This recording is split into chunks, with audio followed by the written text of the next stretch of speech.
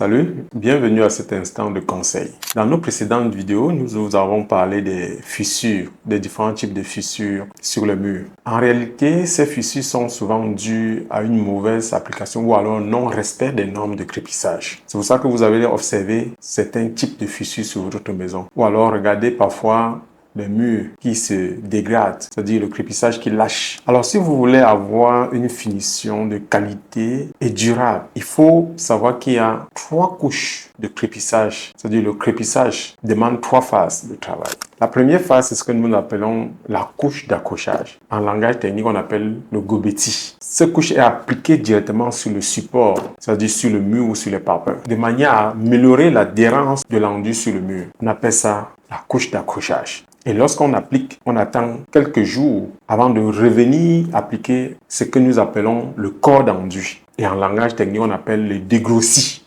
Le dégrossi, c'est la deuxième couche qu'on applique.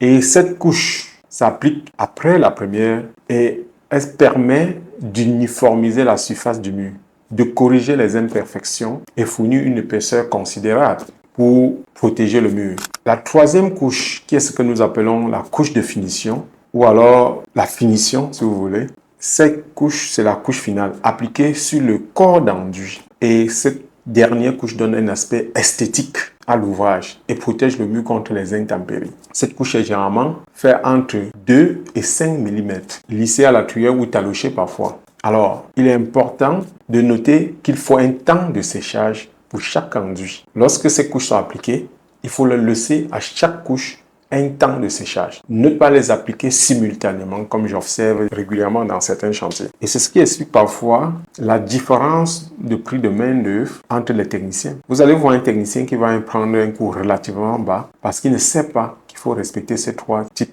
de couches. Il y a un temps entre les différentes couches. Le technicien qui prend moins cher, il applique en une seule couche et il fait la finition. Or, les normes ou alors le principe de l'art demande de respecter ces 3 phases. Lorsque vous ne respectez pas, la conséquence est telle que je vous ai dit dès le départ. C'est-à-dire les différentes fissures ou alors l'enduit qui ne dure pas, qui se décolle.